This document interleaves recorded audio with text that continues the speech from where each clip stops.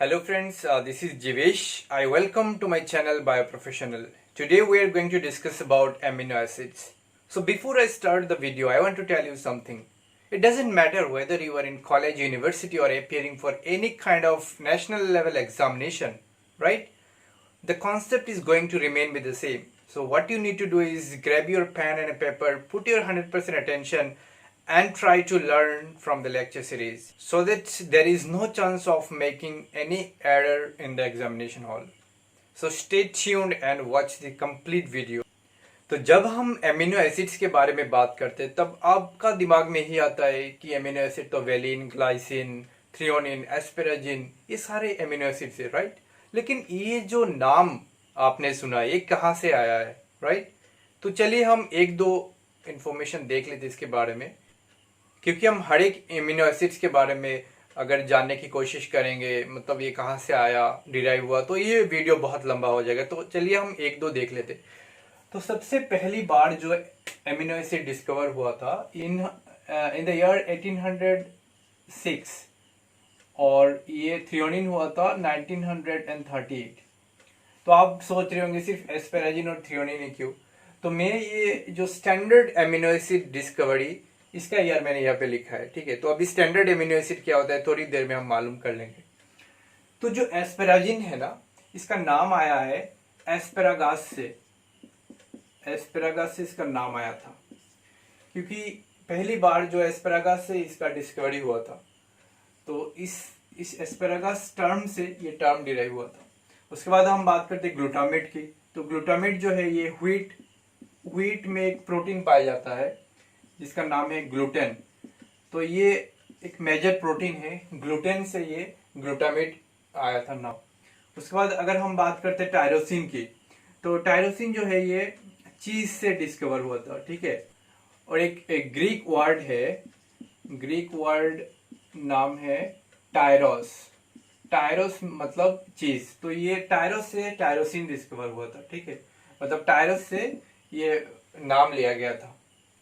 और जो ग्लाइसिन है ये ग्लाइकोस से लिया गया था।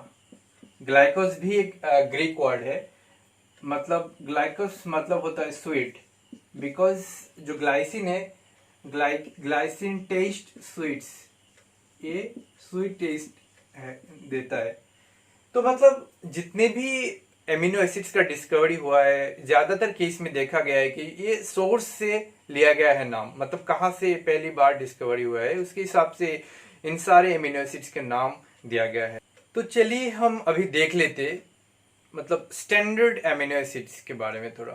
तो अब अभी सोच रहे होंगे स्टैंडर्ड एमिनो एसिड क्या है? स्टैंडर्ड एमिनो एसिड वो है जो राइबोसोमिकली प्रोटीन में इनकॉर्पोरेट हो सकता है।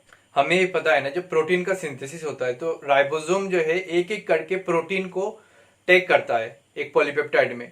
तो मैं यही कहना चाहता हूँ जो राइबोसोमिकली जो एमिनो एसिड प्रोटीन में इनकॉर्पोरेट होता है इनको हम स्टैंडर्ड एमिनो एसिड कहते हैं। तो अल्टीमेटली यही है, जो प्रोटीन्स में एमिनो एसिड्स पाया जाता है उनको ही हम स्टैंडर्ड एमिनो एसिड कहते हैं। तो चलिए उनके बारे में हम थोड़ा देख लेते हैं।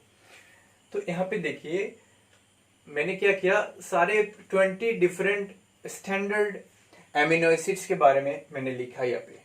अभी तो फिलहाल 20 नहीं है और दो ऐड हो गया है, तो हम इसे भी देख लेंगे।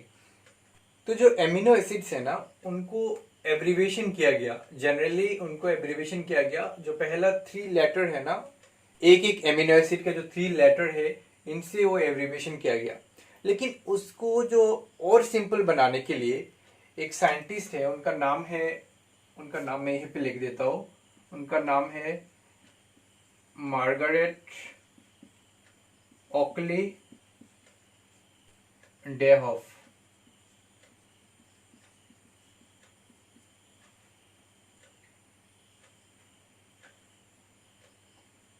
ये वो साइंटिस्ट थे जिन्होंने मतलब एक 1 सिंगल लेटर कोड दिया था एक एमिनो एसिड्स के बारे में। तो चलिए हम इसे देख लेते, ठीक है?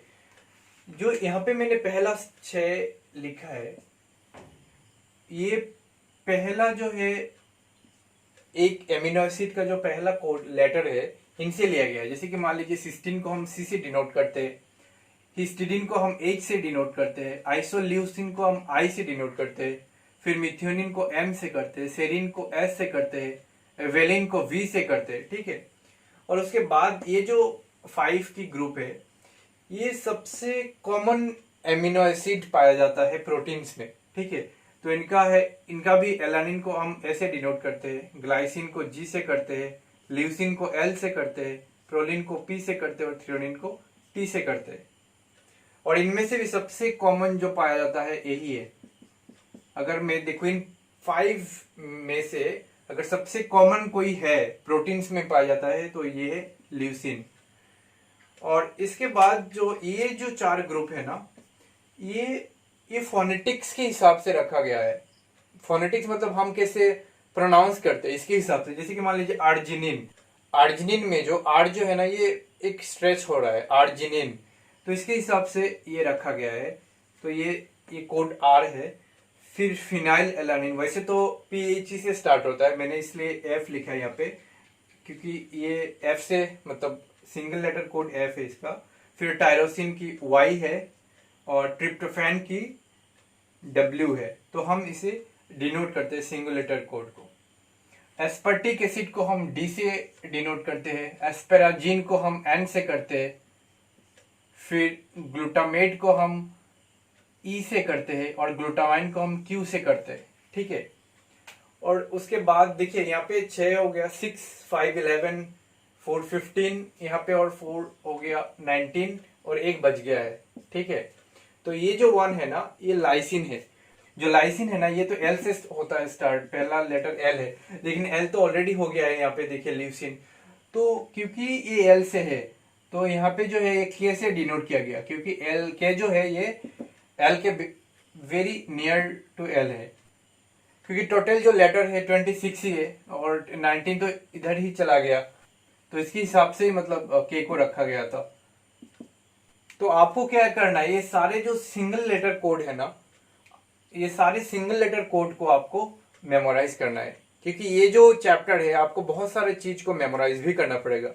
जितना चीज हो सके मैं एक्सप्लेन कर दूंगा, जितना कॉन्सेप्ट हो सके मैं अच्छे से एक्सप्लेन कर दूंगा, लेकिन थोड़ा बहुत तो आपको मेमोराइज भी करना पड़ेगा।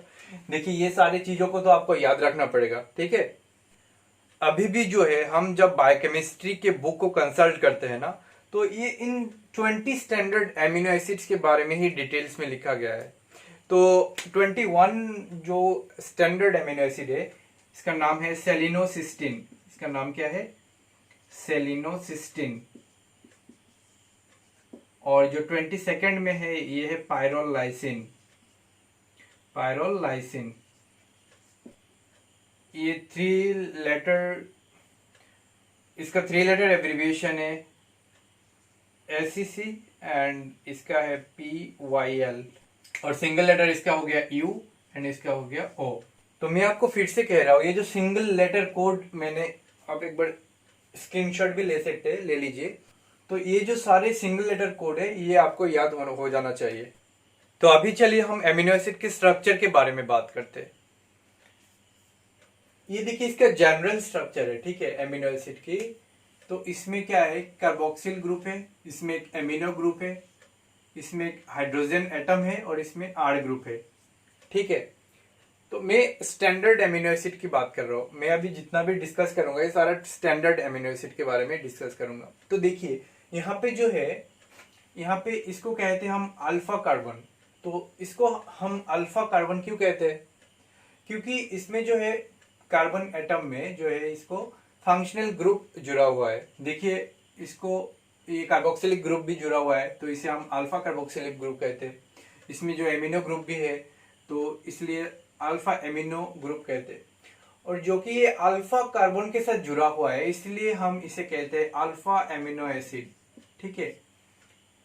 हम लोग का सेल में जितना भी प्रोटीन्स पाया जाता है ना, चाहे वो स्टैंडर्ड हो या नॉन स्टैंडर्ड हो। नॉन स्टैंडर्ड मतलब जो राइबोसोमिकली पॉलीपेप्टाइड में इनकॉर्पोरेट नहीं होता है। ऐसे भी है एमिनो एसिड हम लोग का सेल में जो तो स्टैंडर्ड नहीं है, लेकिन उसको हम कहते हैं नॉन स्टैंडर्ड, लेकिन वो सेल में पाया जाता है।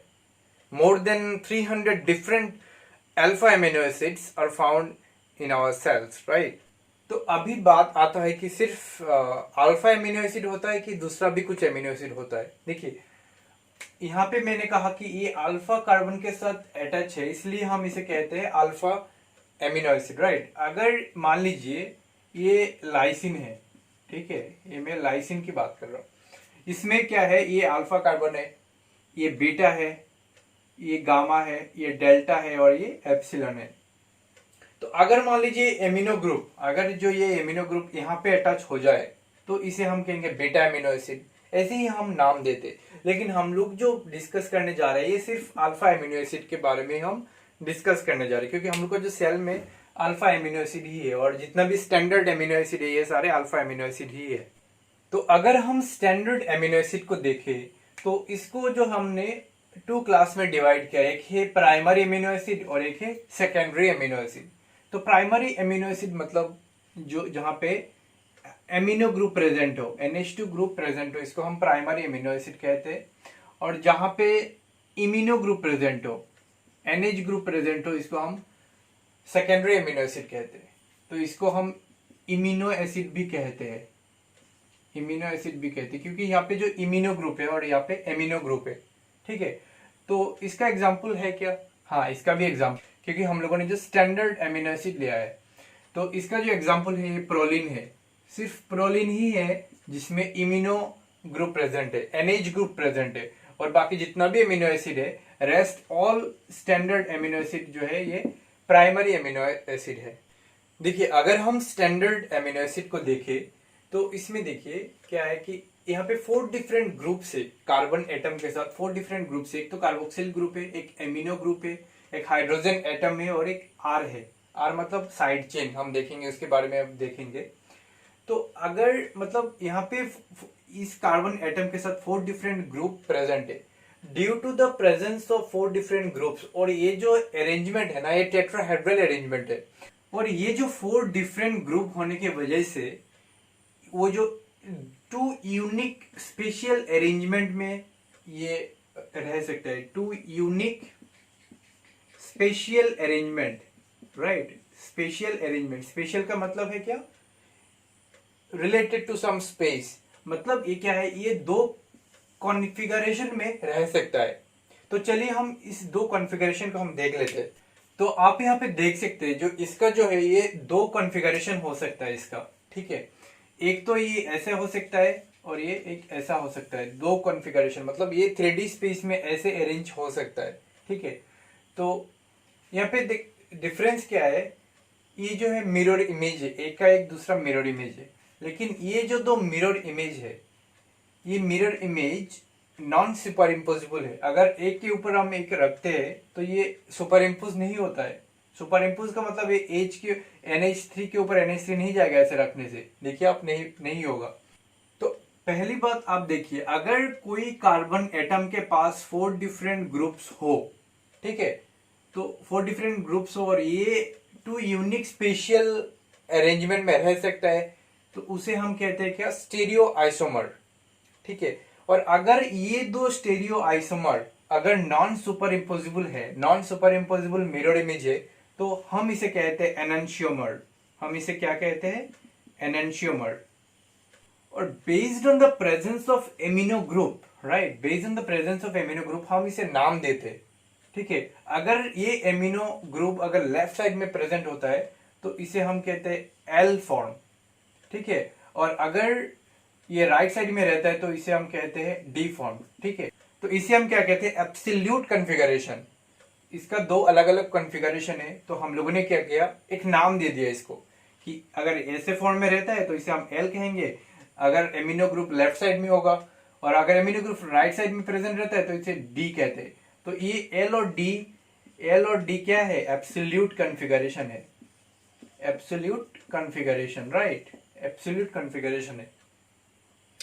तो अब बात आता है कि जो जितना भी एमिनो एसिड है ये क्या है, सारा एल और डी फॉर्म में प्रेजेंट रह सकता है। तो ये तभी रह सकता है जब ये कार्बन एटम के पास 4 डिफरेंट ग्रुप्स प्रेजेंट हो।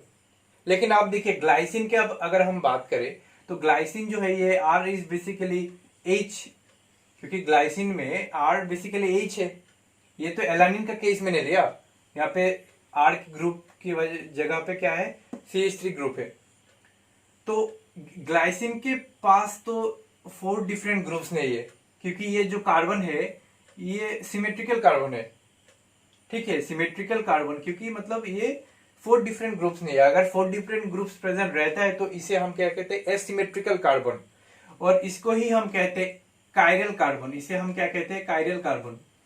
अगर मान लीजिए मैं अगर ग्लाइसिन का केस लूं, ग्लाइसिन का फॉर्मूला है ये रहा, यहाँ पे NH3 है और यहाँ पे H है और यहाँ पे H है। देखिए आप, यहाँ पे 4 डिफरेंट ग्रुप्स नहीं है, तो ये जो कार्बन है ये सिमेट्रिकल है और इसे हम क्या कहते हैं, ए कायरल, ए कायरल।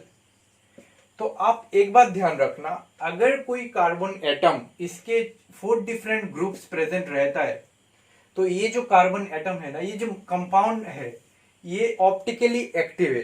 ये ऑप्टिकली एक्टिव क्या होता है, ऑप्टिकली एक्टिव मतलब अगर इस कंपाउंड से कोई प्लेन पोलराइज्ड लाइट अगर पास किए तो इसका जो लाइट अगर हम पास करते तो ये लाइट का जो डायरेक्शन है ना ये चेंज हो जाता है।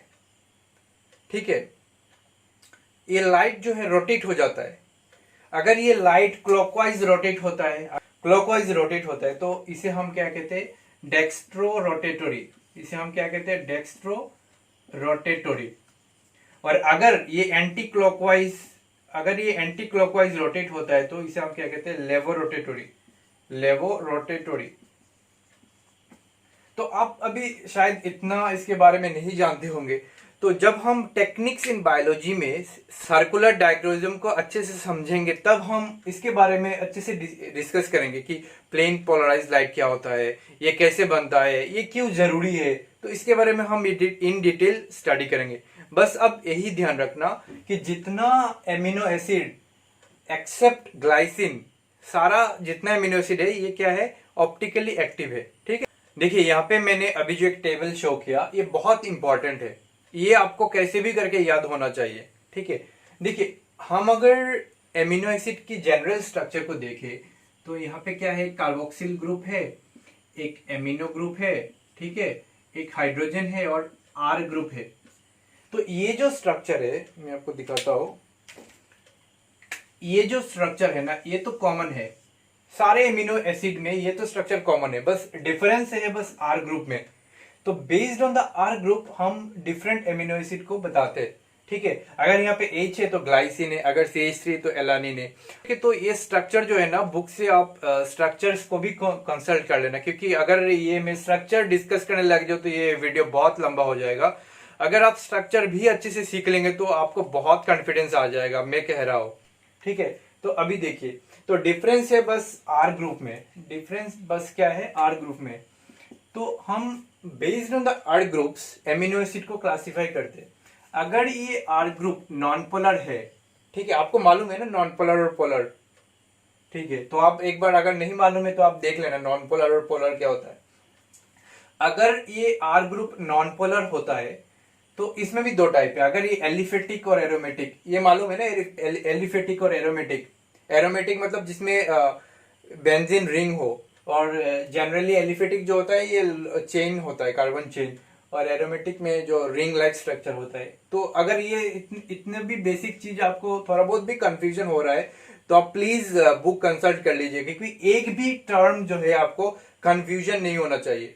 अगर आप एक एक टर्म के ऊपर फोकस करेंगे ना तो पढ़ाई ऐसे ही आसानी हो जाएगी, इतना डिफिकल्ट है नहीं कुछ भी चीजें।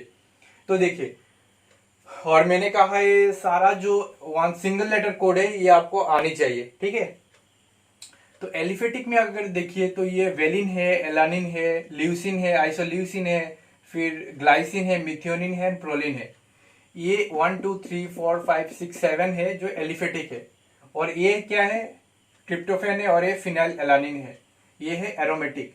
तो हम लोगों ने एमिनो एसिड्स को क्लासिफाई किया है based on the R groups. अगर ये R ग्रुप नॉन पोलर है तो हम लोगों ने ये क्लासिफाई किया। तो देखिए, अगर ये R ग्रुप पोलर है, अगर ये R ग्रुप पोलर है, इसमें भी 2 टाइप से। अगर ये अनचार्ज है तो क्या है, अगर ये अनचार्ज है तो ये क्या है, सेरिन है, थ्रियोनिन है, सिस्टीन है, फिर एस्पेराजिन है, ग्लूटामाइन है। ठीक है, अगर ये चार्ज है तो चार्ज भी दो टाइप का हो सकता है, एक पॉजिटिवली चार्ज हो सकता है, एक निगेटिवली चार्ज हो सकता है। क्योंकि आप देखिए, हम अभी देखेंगे थोड़ी देर में, based on the pH, pH के ऊपर डिपेंड करके जो है इसका चार्ज डिटरमाइन होता है। हम अभी देखेंगे। तो ये पॉजिटिवली चार्ज भी हो सकता है और नेगेटिवली चार्ज भी हो सकता है। अगर पॉजिटिवली चार्ज है तो ये लाइसिन हो सकता है, आर्जिनिन और हिस्टिडिन, और अगर नेगेटिवली है तो ये एस्पार्टिक और ग्लूटामेट हो सकता है। तो ये टेबल जो है बहुत अच्छे से आपको मेमोराइज हो जाना चाहिए। अगर ये टेबल अब बहुत अच्छे से मेमोराइज कर लेंगे तो आपको बहुत ज्यादा कॉन्फिडेंस आएगा, और ये टेबल आप बहुत जगह पे आप अप्लाई कर सकते हैं। और एक चीज आप देखिए, यहाँ पे देखिए ये जो नॉर्मल स्ट्रक्चर है अमीनो एसिड की, देखिए यहाँ पे एक आयनाइजेबल ग्रुप है।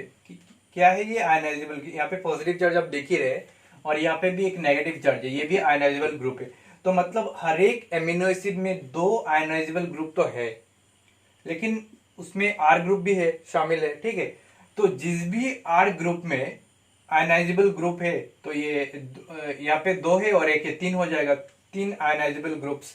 तो हर एक एमिनो एसिड में तो नहीं होगा ना आयनाइजेबल ग्रुप्स। जिस भी एमिनो एसिड में आर ग्रुप आयनाइजेबल होगा तो इसमें तीन होगा, और बाकी सब में क्या होगा, दो ही आयनाइजेबल ग्रुप होगा। तो देखिए यहाँ पे ये आयनाइजेबल ग्रुप है क्योंकि ये पॉजिटिवली और नेगेटिवली चार्ज है, ठीक है। तो ये तो एक लाइसिन हो गया, अर्जिनिन हो गया, हिस्टिडिन हो गया, एस्पार्टेट, ग्लूटामेट तो हो गया, क्योंकि ये सारा है आयनाइजेबल ग्रुप्स। और इसके साथ भी आप जोड़ देना, ये भी आयनाइजेबल ग्रुप हो सकता है। इसमें भी आयनाइजेबल ग्रुप है, सिस्टीन में, और सॉरी यहाँ पे और एक हो जाएगा टायरोसिन वाई, तो इसमें और एक भी हो जाएगा। तो टोटल जो मतलब जिस एमिनो एसिड में तीन आयनाइजेबल ग्रुप है उसका मैं यहाँ पे लिख देता हूं।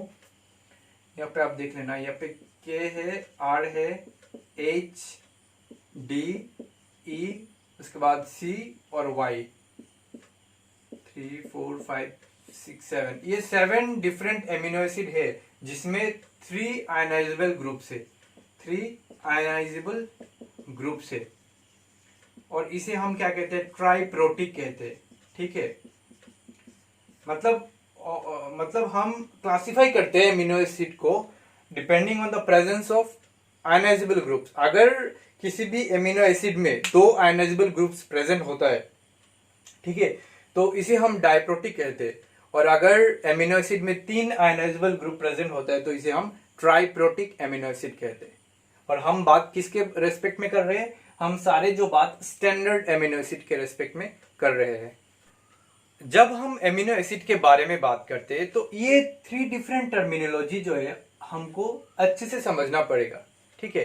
पहला है ज्विटर आयन, उसके बाद एम्फीप्रोटिक और एम्फोटेरिक, ठीक है। तो आप देखिए, मैं क्या करता हूँ, एक जनरल स्ट्रक्चर बनाता हूँ एमिनो एसिड की। यहाँ पे NH3 है, यहाँ पे H है, और यहाँ पे R ग्रुप है, ठीक है। तो अभी बात करते हैं ज्विटर आयन। ज्विटर आयन क्या होता है? देखिए, किसी भी कंपाउंड में अगर पॉजिटिव चार्ज भी हो और नेगेटिव चार्ज भी हो, ठीक है, और इसमें जो है ओवरऑल इलेक्ट्रिकली जो है ये न्यूट्रल है, ठीक है, कोई इलेक्ट्रिकल चार्ज नहीं है इसमें एक पॉजिटिव भी है, एक नेगेटिव चार्ज भी है। तो zwitter ion is that compound which contains both positive and negative charge, but इसमें ओवरऑल जो है कोई इलेक्ट्रिकली चार्ज नहीं है ओवरऑल, ठीक है। एम्फीप्रोटिक का मतलब क्या होता है? प्रोटिक मतलब प्रोटॉन से आता है। कोई भी कंपाउंड अगर प्रोटॉन डोनेट कर सकता है और ले भी सकता है, ठीक है। कोई भी कंपाउंड अगर देखिए यहाँ पे जो COO माइनस है, ये तो प्रोटॉन ले सकता है ना, अभी ये H+ ले सकता है, और NH3+ जो है ये एक H+ डोनेट कर सकता है। तो ये जो एमिनो एसिड है ये क्या है, एम्फीप्रोटिक है, मतलब ये प्रोटॉन ले भी सकता है और डोनेट भी कर सकता है। उसके बाद टर्म होता है एम्फोटेरिक। अच्छा, आपको तो एक कॉन्सेप्ट मालूम है ना कि ब्रॉन्स्टेड एसिड बेस थ्योरी, ये क्या कहता है, अगर कोई भी कंपाउंड H+ डोनेट कर सकता है तो ये एसिड की जैसे बिहेव करता है। अगर कोई भी कंपाउंड एसिड ले सकता है तो ये बेस की तरह बिहेव करता है। तो ये भी देखिए ना, ये तो मतलब ये एसिड की तरह भी बिहेव कर रहा है और बेस की तरह भी बिहेव कर रहा है, क्योंकि ये H+ डोनेट भी कर सकता है और ले भी सकता है। तो ये एम्फोटेरिक भी है। तो अगर हम इन्हें नटशेल देखें तो एमिनो एसिड जो है ज्विटर आयन है, M फॉर टेरिक है और M फी प्रोटिक। ये तो टर्मिनोलॉजी जो है एमिनो एसिड सेटिस्फाई करता है। देखिए अभी दो टर्मिनोलॉजी को हमें समझना पड़ेगा, एक तो है प्रोटोनेशन, एक है डीप्रोटोनेशन। ठीक है, अब अच्छे से समझना। प्रोटोनेशन मतलब प्रोटॉन का एडिशन होना और डीप्रोटोनेशन मतलब प्रोटॉन का रिमूवल। तो आपको तो मालूम है पीएच के बारे में। पीएच क्या होता है? Negative logarithm of hydrogen ion concentration. मतलब पीएच का मतलब होता है, अगर पीएच का वैल्यू लो है इसका मतलब क्या है? बहुत ज्यादा हाइड्रोजन आयन है इसमें सॉल्यूशन में। अगर पीएच का वैल्यू ज्यादा है मतलब हाइड्रोजन आयन कम है। देखिए हम अगर एक पीएच स्केल को देखते हैं, ठीक है, यहाँ पे मान लीजिए 1 है, यहाँ पे 14 है और यहाँ पे 7 है। ये न्यूट्रल पीएच हम कहते हैं। अगर इस तरफ होगा तो ये एसिडिक रहता है सॉल्यूशन, अगर इस तरफ जाएगा तो ये बेसिक सॉल्यूशन होता है। तो देखिए अगर हम कोई एमिनो एसिड को इस तरफ लेके आए, ठीक है, मतलब एसिडिक सॉल्यूशन में, तो इसमें क्या है? हाइड्रोजन आयन का कंसंट्रेशन बहुत ज्यादा है। और अगर हम ये न्यूट्रल पीएच से इधर लेके जाएंगे तो मतलब हाइड्रोजन आयन का कंसंट्रेशन जो है बहुत कम हो जाएगा। ठीक है, तो अगर हम कोई भी एमिनो एसिड को इस तरफ लेके आए तो इसका जो कार्बोक्सिल ग्रुप है इसमें क्या होगा? प्रोटोनेशन होगा, मतलब इसमें H+ ऐड होगा, तो इसका जो है COO- से COOH हो जाएगा। ठीक है, NH2 है, ये क्या हो जाएगा? NH3+ हो जाएगा। इसी तरह अगर हम ये न्यूट्रल से इधर लेके जाए बेसिक की ओर, मतलब H+ की कॉन्सेंट्रेशन कम हो जाएगा, तो इसका मतलब क्या है? COOH क्या हो जाएगा? COO- हो जाएगा और NH3+ क्या हो जाएगा? NH2 हो जाएगा।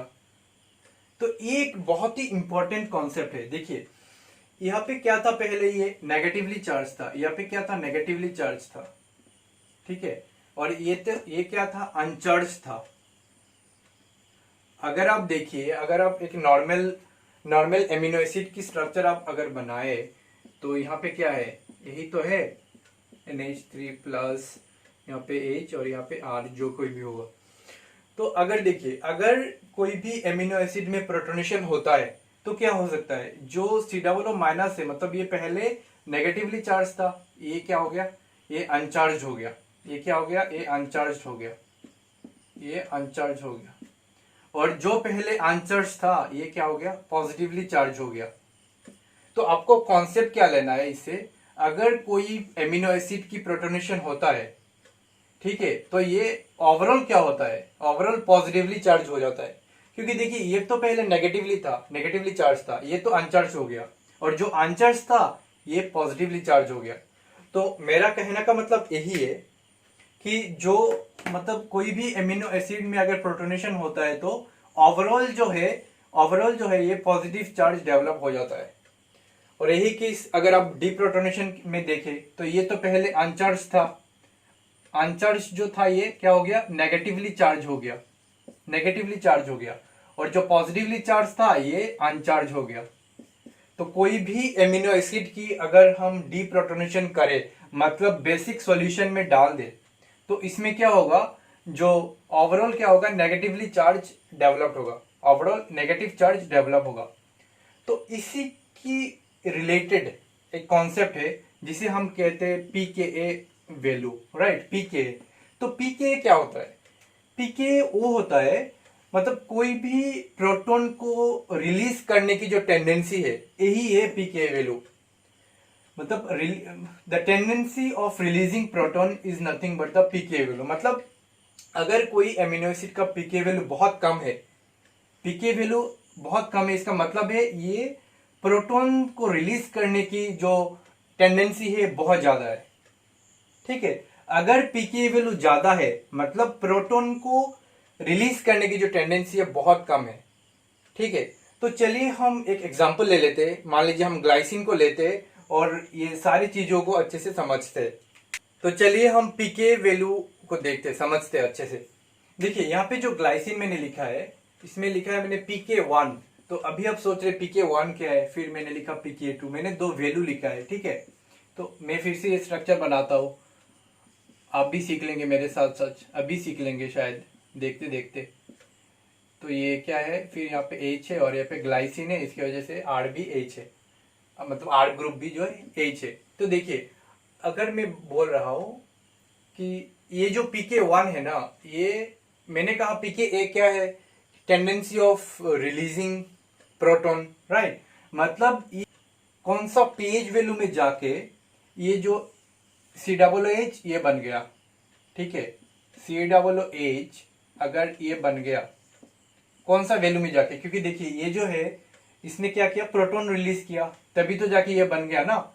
तो pk1 का मतलब यही होता है, जो COOH है कार्बोक्सिल ग्रुप है, इसने कब प्रोटॉन रिलीज किया, ठीक है, जिस भी pH वैल्यू में इसने रिलीज किया, ठीक है, उसको हम pk1 कहते हैं, ठीक है, इसको हम pk1 कहते हैं। और अगर इसके बारे में बात करें हम NH3 के बारे में, NH3 के बारे में अगर हम बात करें तो ये कौन सा pH वैल्यू में जाके जो है प्रोटॉन रिलीज किया। अगर ये NH3 प्लस है, इसने रिलीज किया तो NH2 हो जाएगा। तो ये जो pH वैल्यू में रिलीज किया तो इसे हम क्या कहेंगे, pk2, ठीक है। तो अभी आप समझिए, अभी फिर से ये डायग्राम बनाते हैं हम pH की स्केल बना रहे हैं। इसमें 0 है, इसमें 1 है, सॉरी इसमें 7 है, इसमें 7 और यहाँ पे 14 है। तो अगर हम मान लीजिए 1 से स्टार्ट करते हैं, 1 से स्टार्ट मतलब ये एसिडिक है और ये क्या है, ये बेसिक है, ये एसिडिक है और ये बेसिक है, ठीक है। तो यहाँ पे मतलब क्या है, H प्लस की कॉन्सेंट्रेशन बहुत ज्यादा है, H प्लस की कॉन्सेंट्रेशन जो है बहुत ज्यादा है, ठीक है। तो H प्लस की कॉन्सेंट्रेशन यहाँ पे ज्यादा होने का मतलब ये जो कार्बोक्सिल ग्रुप ऐसे रहेगा, क्योंकि यहाँ पे इसका प्रोटोनेशन हो जाएगा। अगर ये ग्रुप ऐसा रहता है तो इसका प्रोटोनेशन हो जाएगा, ठीक है। तो हम क्या करेंगे, 1 से फिर इसको 2 में लेके आएंगे, pH वैल्यू 2 में लेके आएंगे, ठीक है। 1 से pH वैल्यू 2 में लेके आएंगे तो इसका हाइड्रोजन आयन कॉन्सेंट्रेशन थोड़ा कम होगा।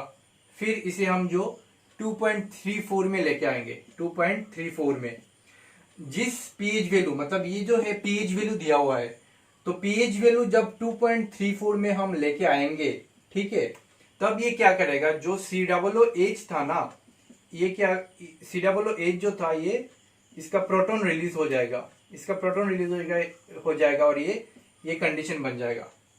तो मैंने कहा कि जिस pH वैल्यू में कार्बोक्सिल ग्रुप ने जो H प्लस रिलीज किया और COO माइनस का फॉर्म में चला गया, इसको हम क्या कहेंगे, pk1 वैल्यू कहेंगे, ठीक है। तो अगर तो इसमें अभी देखिए जो स्ट्रक्चर था, पहले मान लीजिए ये ऐसे था, पहले ग्लाइसिन जो था ये ऐसे था, ठीक है, यहाँ पे H और यहाँ पे H। तो जब 2.34 में अब इसको रखेंगे तो यहाँ पे ये H चला जाएगा, ये ऐसे कंडीशन बन जाएगा, ठीक है। तो अभी देखिए पहले तो ये पॉजिटिवली चार्ज था, पहले ये पॉजिटिवली चार्ज था, तो अभी क्या हो गया, अभी तो देखिए ये ज्विटर आयन बन गया, ठीक है ना। यहाँ पे एक पॉजिटिवली चार्ज भी है, नेगेटिवली चार्ज भी है, लेकिन ओवरऑल तो कोई चार्ज नहीं है इसमें, मैं इसकी बात कर रहा हूँ। अब इसको मत देखिए, मैं इसकी बात कर रहा हूँ, ठीक है। तो पहले ये H था, जिस टाइम हमने pH वैल्यू 2.34 में रखा, उसी टाइम ये H इधर से चला गया और ये ऐसे कंडीशन बन गया। मतलब यहाँ पे एक पॉजिटिव चार्ज और एक नेगेटिव चार्ज, दो चार्ज, मतलब ये इसमें ओवरऑल कोई भी चार्ज नहीं है, ठीक है। तो अभी हम क्या करते हैं, अभी हम फिर से इधर जाते हैं, मतलब हम pH वैल्यू को बढ़ाते हैं। pH वैल्यू को बढ़ाना मतलब H प्लस कॉन्सेंट्रेशन को कम करना, हम कम कर रहे हैं H प्लस कॉन्सेंट्रेशन को। तो ये तो है pk2 वैल्यू। तो जब हम 9.60 पे आएंगे तब क्या होगा, जो NH3 प्लस है ना, जो NH3 प्लस है ये NH2 हो जाएगा, मतलब और भी एक H प्लस ये क्या होगा, ये डोनेट कर देगा। तो अभी कंडीशन क्या होगा, ये इधर भी माइनस था और यहाँ पे भी, तो अनचार्ज हो गया ना, NH3 से ये क्या होगा, NH2 हो जाएगा। तो इसका मतलब है ये ओवरऑल जो है नेगेटिव चार्ज फॉर्म कर लिया। तो पहले मैंने जो कहा था, पहले जो अगर प्रोटोनेशन होता है तो क्या होता है, पॉजिटिवली चार्ज होता है, अगर डीप्रोटोनेशन होता है तो ओवरऑल जो है नेगेटिव चार्ज फॉर्म होता है। तो मतलब ये pk2 का वैल्यू वो है जिस pH वैल्यू में NH3 NH2 बन गया, ठीक है। यही पीके का कॉन्सेप्ट है। अभी बात करते हैं हम पीआई वैल्यू। पीआई वैल्यू क्या होता है, चलिए इसको मैं रब कर देता हूं थोड़ा। अभी हम बात करते हैं पीआई वैल्यू। पीआई वैल्यू क्या होता है? पीआई वैल्यू वो पेज वैल्यू होता है, ठीक है। Pi value is nothing but page value at which the compound becomes electrically neutral, मतलब ये ज़्विटर आयन बन जाएगा। अब नहीं समझे ना, मैं फिर से समझाता हूं आपको। पहले तो ये कंडीशन था, देखिए पहले एक कंडीशन था, तो हमने क्या किया, धीरे धीरे पीएच को बढ़ाना स्टार्ट किया। तो पहले तो ये चला गया, यहाँ पे निगेटिव चार्ज बन गया, और यहाँ पे क्या है, यहाँ पे फिर यहाँ पे एक पॉजिटिव चार्ज है। तो हम जब 9.60 था, इधर जाएंगे तो ये भी चला जाएगा, तो ये अनचार्ज बन जाएगा। तो मैं यही कह रहा हूं, अगर पीआई वैल्यू वो वैल्यू होता है जिस वैल्यू में ओवरऑल जो है, ये ओवरऑल एक एमिनो एसिड में कोई भी चार्ज नहीं रहेगा, मतलब चार्ज तो रहेगा, पॉजिटिव चार्ज भी रहेगा, नेगेटिव चार्ज भी रहेगा, लेकिन इसमें ओवरऑल जो है, ओवरऑल इलेक्ट्रिकली न्यूट्रल रहेगा। तो पीआई वैल्यू निकलने के लिए एक तरीका है, हम डाइप्रोटिक एमिनो एसिड के बारे में बात कर रहे हैं, क्योंकि हमने देखा ट्राइप्रोटिक भी है। तो अभी जो बात कर रहे हैं डाइप्रोटिक की फॉर्मूला है। डाइप्रोटिक में क्या होता है, PK1 plus PK2 divided by 2 जब हम करते हैं तो पीआई वैल्यू निकल जाता है। तो ग्लाइसिन के रेस्पेक्ट में क्या था, पीके वैल्यू PK1 2.34 प्लस PK2 का वैल्यू था 9.60 और डिवाइडेड बाई 2, तो इसका अप्रोक्सीमेटली 5.97 जो है पीआई। मतलब इस पीएच वैल्यू में अगर आप ग्लाइसिन को रखेंगे तो क्या होगा, इसका ओवरऑल चार्ज जो है ये 0 हो जाएगा, मतलब ये ज़्विटर आयन हो जाएगा। ओवरऑल चार्ज जो है 0 हो जाएगा और ये कंपाउंड ज़्विटर आयन के फॉर्म में चला जाएगा। तो pI value is nothing but pH value at which the compound doesn't possess any net charge. Net charge जो है ये 0 बन जाएगा, ठीक है। तो फाइनली मैं यही उम्मीद करता हूँ कि एमिनो एसिड्स को मैंने जैसे एक्सप्लेन किया आपको अच्छे से समझ आया होगा।